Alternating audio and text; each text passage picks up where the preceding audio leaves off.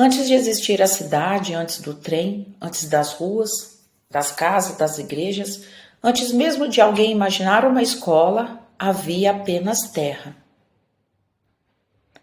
Terra marcada por caminhos abertos, por povos originários, percorrida depois por bandeirantes, tropeiros, viajantes e registrada oficialmente em um papel que até hoje guarda o início de tudo, a Carta de Sesmaria de 1799.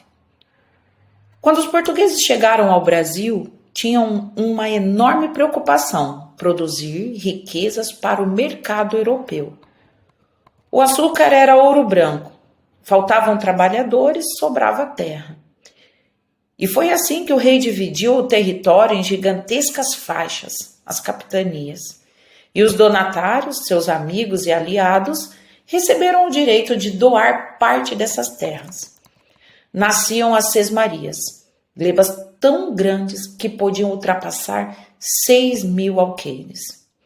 Em 1799, uma dessas sesmarias mencionava pela primeira vez na história escrita um pequeno curso d'água, que mais tarde se tornaria fundamental para a nossa identidade, o Ribeirão Quilombo. Nas margens desse ribeirão, um dia, nasceria Sumaré. No final do século XVIII, Campinas já existia, com cerca de 2.000 habitantes. O Brasil ainda era colônia de Portugal. E na região que hoje conhecemos como Sumaré, tudo era um mosaico de sesmaria, que com o tempo se transformaram em fazendas. Por volta de 1850, essa região prosperava com a produção de café.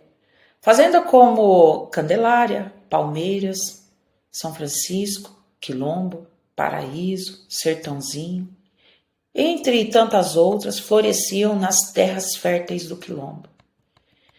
Era um mundo movido por escravos, mas também por trabalhadores livres.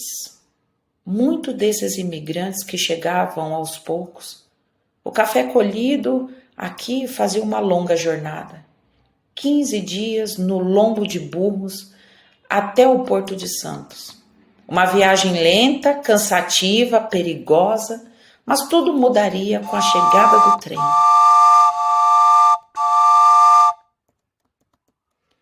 Em 1872, foi inaugurada a estação ferroviária de Campinas, abrindo um caminho direto até o Porto de Santos. E o café voou, ganhou valor, os fazendeiros enriqueceram, e a ferrovia se tornou o símbolo máximo do progresso. Os produtores de Rio Claro, Limeira, Santa Bárbara e arredores quiseram o mesmo, construíram sua própria ferrovia. Em 1875, nasceu uma estação que mudaria para sempre esta região, a Estação de Rebouças, homenagem a um engenheiro brilhante, Antônio Pereira Rebouças Filho, negro, formado na Europa, responsável por grandes obras no Império, falecido um ano antes da inauguração. Era o Brasil do imperador Dom Pedro II, que esteve presente no evento e passou exatamente por este solo. Ao redor da estação começaram a surgir casas, depois ruas, depois um povoado que crescia devagar, mas que ganhava forma com cada embarque, com cada descarga, com cada pessoa que vinha apenas ver o trem passar. Estava nascendo a Vila de Rebouças, as ruas 7 de Setembro, Bandeirantes, Antônio Jorge Chebab, Antônio do Vale Melo. Em 1889, ano da proclamação da República, foi inaugurada a primeira capela, onde hoje está a imagem do Cristo. Era um embrião da cidade que viria. Nas décadas seguintes, Rebouças cresceu lentamente. Era uma vida mais rural do que urbana. Famílias portuguesas e italianas chegaram primeiro. Vale Melo, Raposeiro, Pereira, Aranha, Noveleto, Baço, entre outras.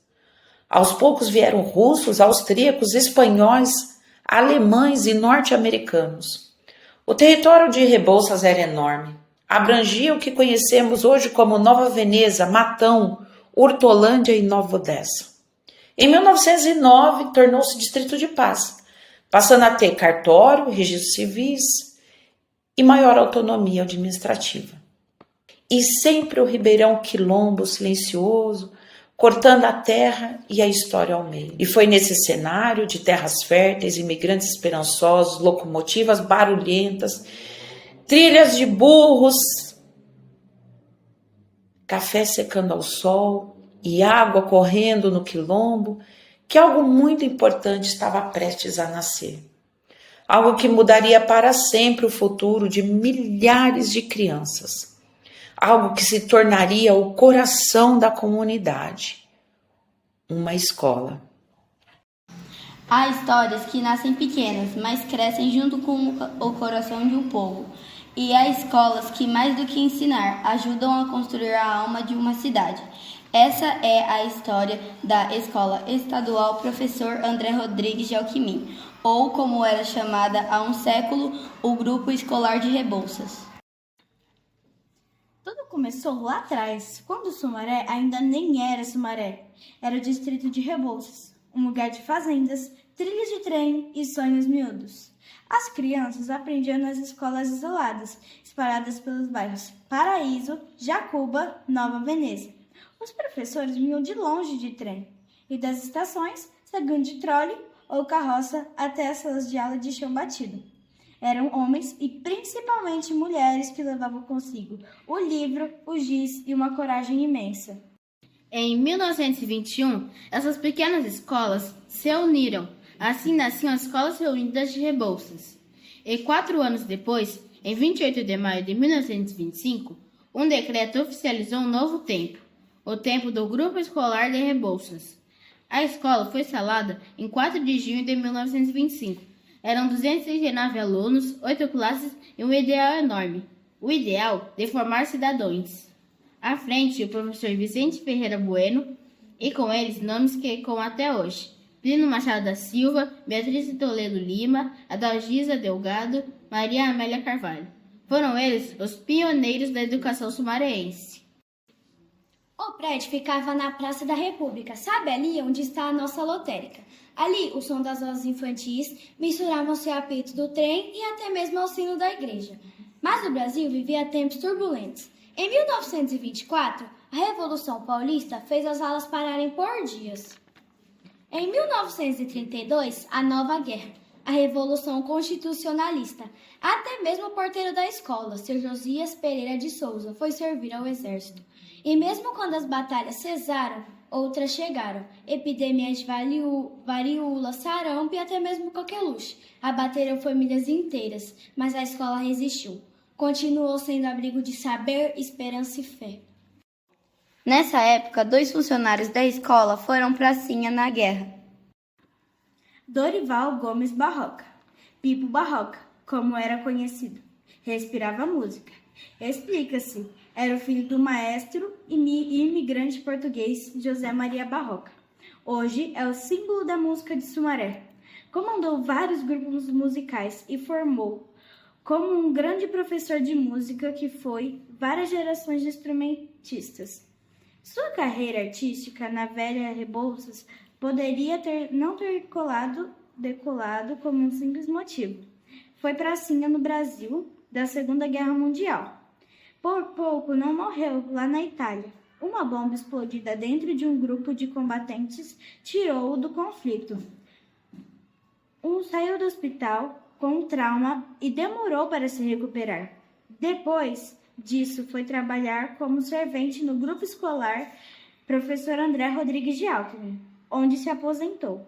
Ao lado do emprego público, sempre tinha tempo para cuidar da música e dos músicos do lugar. Participou da banda de Sumaré, do Walter e seu conjunto e da famosa orquestra Skindor.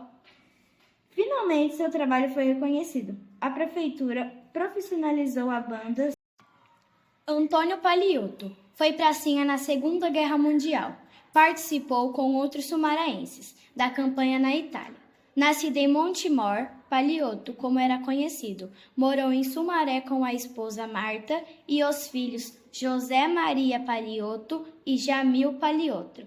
Trabalhou como servente na Escola Alckmin, na Prefeitura Municipal de Sumaré, e fazia bicos como garçom nos clubes da cidade. Foi homenageado com o nome de uma escola municipal. No início de 1945, Rebouças mudou de nome, passou a se chamar Sumaré. O grupo escolar também ganhou um novo nome, um nome que acompanharia para sempre: Professor André Rodrigues de Alckmin, um educador mineiro de Baependi, homem simples, justo, apaixonado pelo ensino. Foi diretor, inspetor, professor e deixou como legado o amor à escola e a crença de que educar é um ato de coragem e ternura.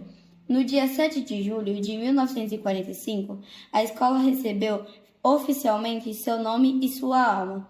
A placa foi inaugurada com a presença da viúva, Dona Hilda Alckmin, e ali nascia, de fato, o que hoje chamamos de Escola Estadual Professor André Rodrigues de Alckmin.